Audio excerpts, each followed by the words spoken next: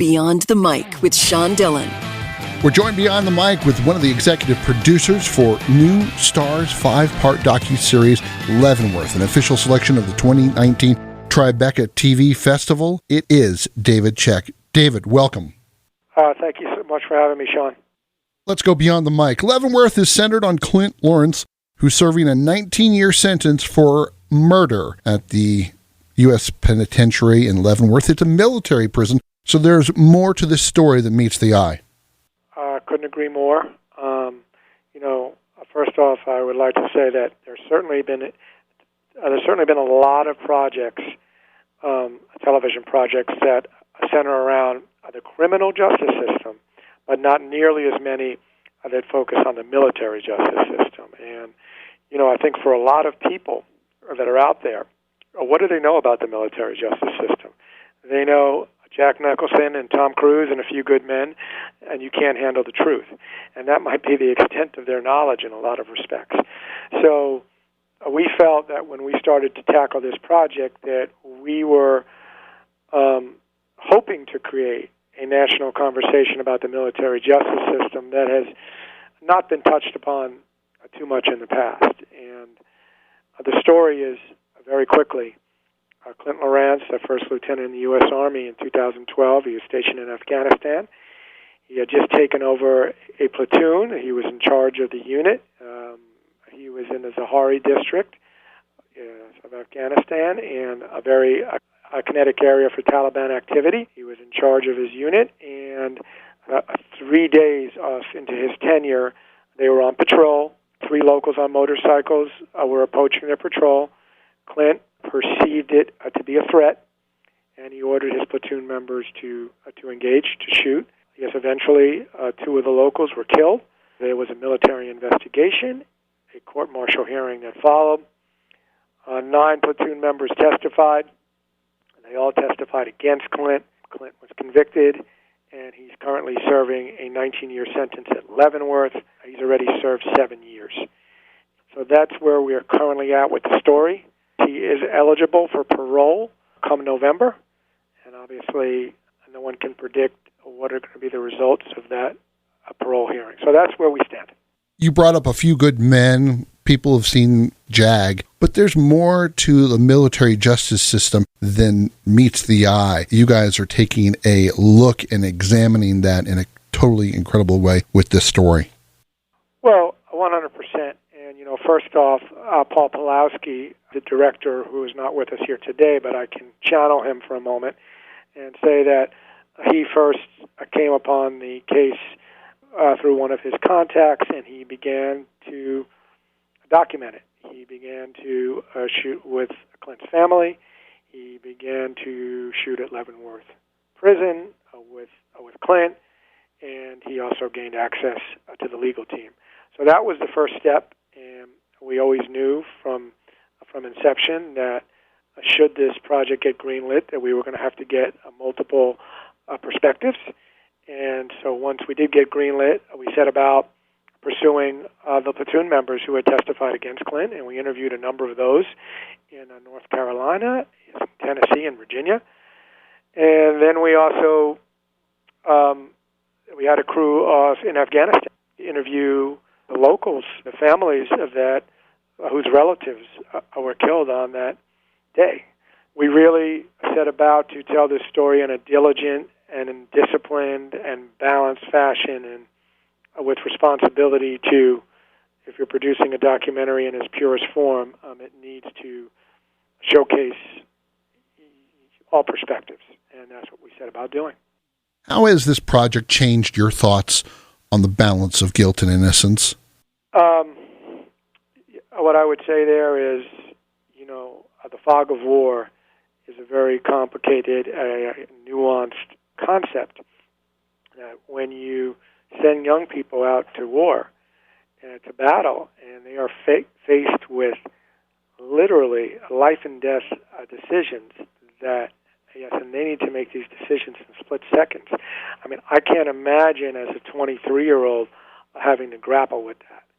And really all I could hope is if I was put in that situation that all that the training that I had received and the intel that I had would help me make an informed decision. But it is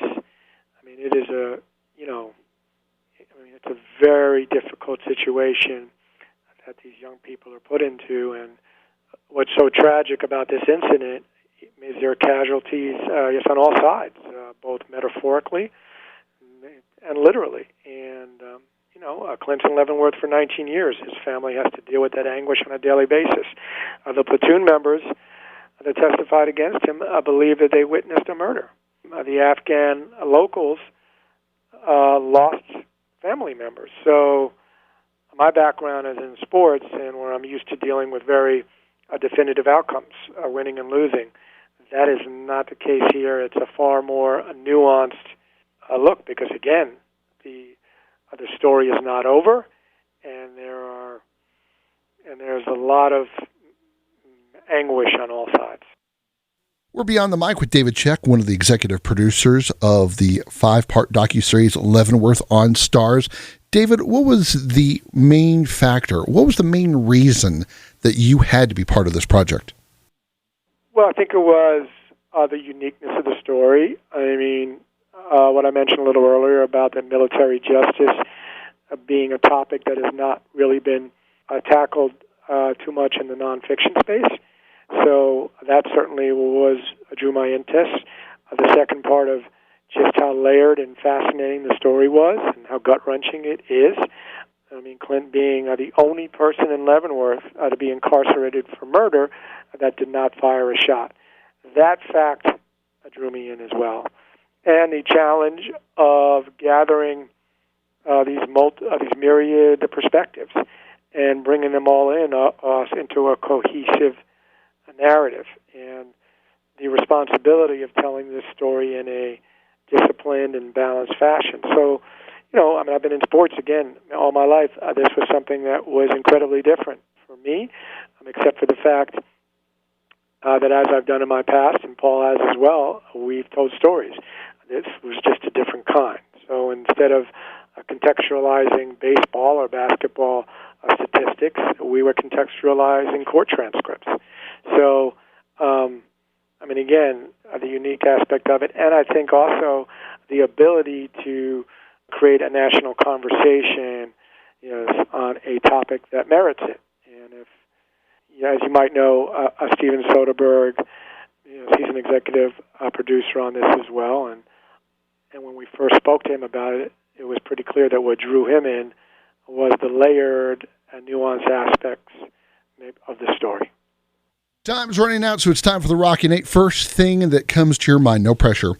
What's the one thing that you learned this week that's changed your perspective on this entire Leavenworth project? What I've learned really is,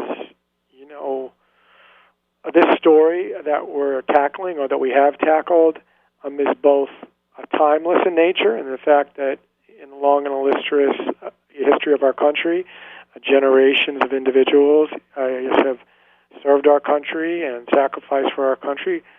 But at the same time, it's a very topical story with what's going on in the Middle East, and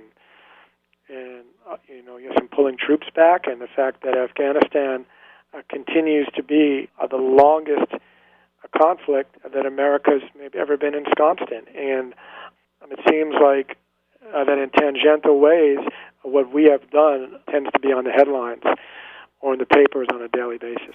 Favorite sport? Favorite sport? Well, hold on now. Favorite sport to watch or to play? Because those are two different questions. Okay, favorite sport to watch?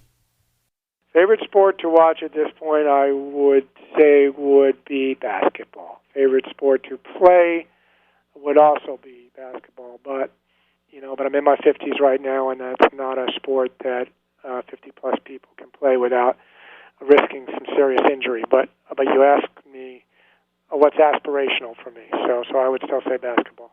Least favorite mode of transportation? Buses, I would say, because I get nauseous.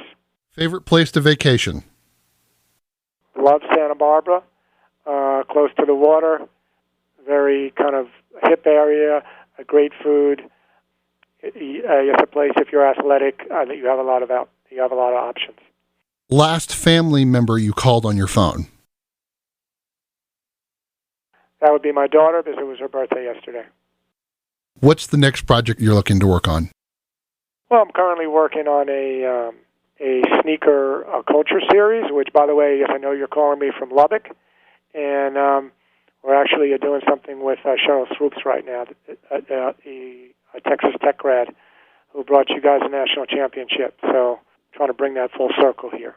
And finally, if you were going to be arrested for a crime, what would it be? Demonstrating for a cause that I believed in.